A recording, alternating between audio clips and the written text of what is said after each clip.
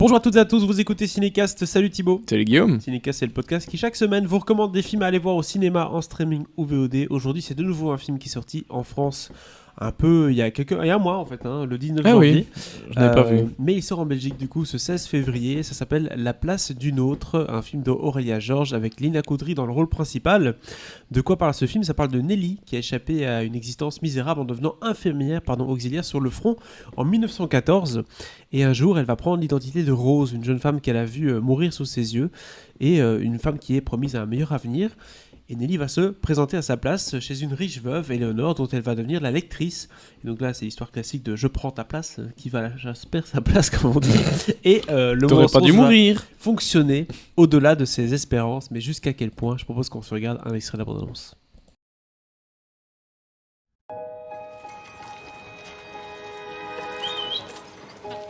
Vous êtes libre ? Rejoins-nous. Tu commenceras comme brancardière.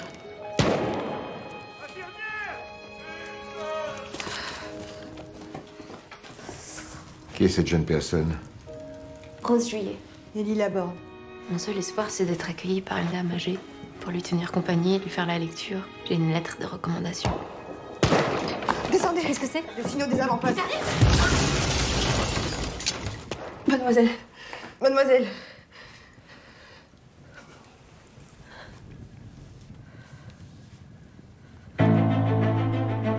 Très heureux de rencontrer cette lectrice dont ma tante parle tant.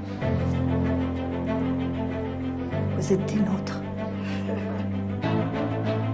Ma tante a toute confiance en vous. Vous êtes une si précieuse lectrice.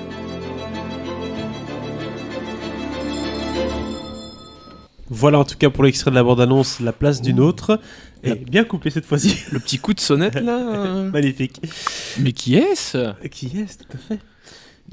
Mystère et boule de gomme pour ce film-là. Décidément, cette semaine, les expressions de papy, on les sort Oh là là, trendy, mystère et boule de gomme. Je pense qu'on est officiellement vieux. Oh putain, oui, mon dieu. 30, 30 is the new 60. Exactement. Les années passent trop vite. Ici, ce film-ci, Thibaut... Oui. Prémisse assez classique, je remplace quelqu'un d'autre, je vais dans une famille riche alors qu'en fait je ne suis pas riche. Oui. Mais à un moment donné, ça finit toujours par te retomber dessus, ce genre de magouille. Oui, alors effectivement, la place d'une autre est ce que j'appellerais le nouveau film du Lina Coudry chez les riches Universe. Parce que souvenez-vous, il y a quelques mois, elle nous jouait une fille de banlieue qui devenait couturière chez... la maison de couture. Chez Dior, là, ou je sais plus. Enfin, bref. Haute couture avec... Haute couture avec... non, avec Nathalie Baye. Nathalie Baye, pardon, excusez-moi. Oui. Voilà. Ici, elle nous joue une infirmière pendant la guerre 14-18 qui va voir cette jeune femme mourir devant ses yeux. Et donc, elle va voir qui c'est, parce que les Boches arrivent, et donc c'est mieux d'être une Suisse lambda ou une infirmière. Voilà, elle trouve que prendre l'identité de la fille qui est là, qui a un avenir plutôt intéressant, c'est peut-être mieux que de rester infirmière à la Croix-Rouge. Changer vite de costume avant que les Boches arrivent, en tout cas, pour pouvoir se faire passer pour elle, en tout cas. Bah oui, tout ça pour aller lire des bouquins à Sabine Azema, qui est vieille veuve, riche. Il y a pire, quoi. Je veux dire, dans son petit manoir, c'est quand même plus cool que d'arrêter des hémorragies et donc recoudre des gens, quoi. Usurpation d'identité, d'accord. Film un peu d'époque, du coup, d'accord également. Oui. Ou la surprise, j'ai envie de dire. Là, pour l'instant, j'ai l'impression d'avoir déjà vu ce film, avant même de le voir. Il n'y a pas de surprise. Ok. Voilà. C'est aussi simple que ça. Et j'ai envie de te dire que c'est tant à l'avantage qu'au désavantage du film, dans le sens où tu sais exactement le genre de film que tu vas voir, tu sais globalement les grandes lignes, et peut-être même moyen de deviner jusqu'à la fin du film, plus ou moins, parce que évidemment, je pense que tout le monde a compris, la Rose en question, elle n'est pas morte. Elle pensait sincèrement qu'elle était morte. Je veux dire, elle l'a pas.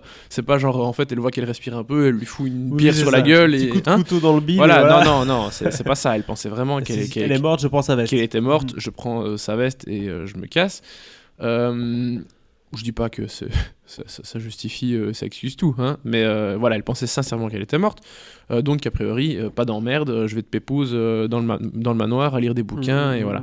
Mais non, voilà, effectivement, elle est pas morte.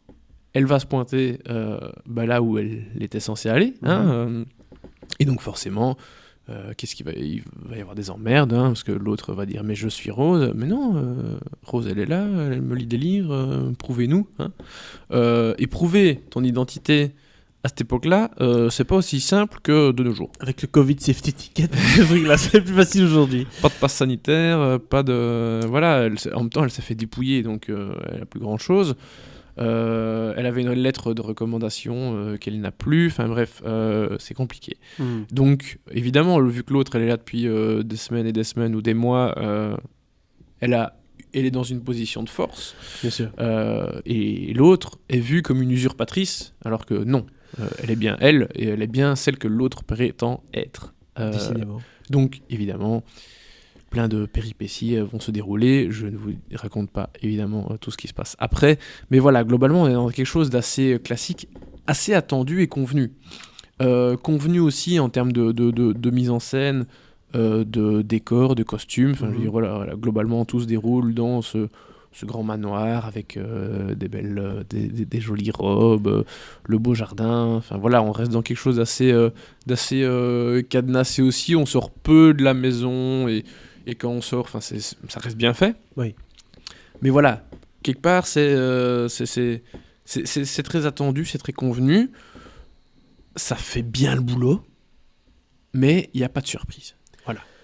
Pas de surprise non plus dans le casting. Est-ce que tu as forcément Sabine Azema, Lina Koudry Alors, j'étais plutôt content de revoir Sabine Azema, parce que personnellement, ça fait longtemps que je ne l'ai pas vue au cinéma. Je ne saurais même pas te dire c'était quoi le dernier truc, parce que je sais qu'il y a eu la suite de Tanguy, que je n'ai pas vue. Donc, je sais même pas dans quoi je l'ai vue pour la dernière fois. Moi, c'est dans ça, je pense. D'accord. Et c'était vraiment pas bien, alors. Ah non, c'était au bout de 15 minutes, il faut arrêter ça. Ouf, d'accord. Bon, ben voilà, je ne rattraperai pas Tanguy. En même temps, si j'avais vraiment eu envie, j'aurais déjà fait. Parce que j'aimais beaucoup le premier. T'as déjà vu un Kev Adams cette semaine, je pense que ça suffit. Pas besoin d'avoir deux grippes d'affilée. Assez de mauvaises choses pour l'instant. C'est ça. Ouais. Mais non, alors Lina Koudry, j'aime beaucoup cette actrice. Hein, je trouve que, maintenant on le dit de plus en plus à chacun de ses films. Elle prend de l'ampleur. De l'ampleur, oui. Elle a beaucoup de prestance. Elle dégage quelque chose de vraiment très chouette et très agréable à voir au cinéma. Elle arrive à aller dans des choses quand même plutôt différentes. Elle se limite pas à des films de jeunes de banlieue comme elle en a pu faire certains. Après, bien sûr, vu que typé maghrébine, oui. C'est quand même encore souvent des classes sociales basses qui va essayer d'aller dans des classes sociales plus élevées. Elle a une tête de gamine, par contre. Enfin, tu vois, elle a vraiment une tête jeune. Elle a un visage assez jeune, c'est vrai. Mais voilà, j'espère que les gens vont lui proposer d'autres choses, parce que j'ai pas envie qu'elle s'enferme dans ce genre de truc. Surtout que, voilà, clairement, elle a le potentiel pour faire beaucoup plus, quoi. Elle est vraiment excellente et j'espère vraiment qu'elle aura des projets très stimulants et un peu différents. Pour l'instant, ça va. Elle gère super bien sa barque. Mais donc voilà, j'ai envie d'en voir plus et clairement, je suis curieux de voir ce qu'elle fera dans le futur. En tout cas, elle a 29 ans. Moi, je lui aurais donné peut-être 22 ans, grand max. Mais voilà, c'est étonnant. C'est ça, les babyface. Exactement. Parfois, ça peut jouer des tours au cinéma. On verra bien pour la suite de sa carrière. En tout cas, elle a un bon début, puisqu'elle joue quand même avec des grands noms à chaque fois en face d'elle. C'est plutôt pas mal. La place d'une autre, ça a l'air assez convenu, hein, Thibaut. Oui. Ça réinvente pas le genre. C'est une bonne exécution, sans plus. Voilà, bonne exécution, c'est exactement ça. Qu'est-ce qu'on donne comme note à ce film, du coup ? Une, grand max 2, parce que voilà, c'est pas... Mais c'est plutôt une, parce que c'est vraiment pas mémorable, ça fait bien le taf, mais sans plus, quoi. C'est ça, le petit film du dimanche après-midi, sans doute. Peut-être. La place d'une autre, c'est 1 étoile. N'hésitez pas à partager votre avis sur ce film dans les commentaires. Vous les Français, vous l'avez déjà vu, donc n'hésitez pas vraiment à commenter sous la vidéo ou sous le podcast.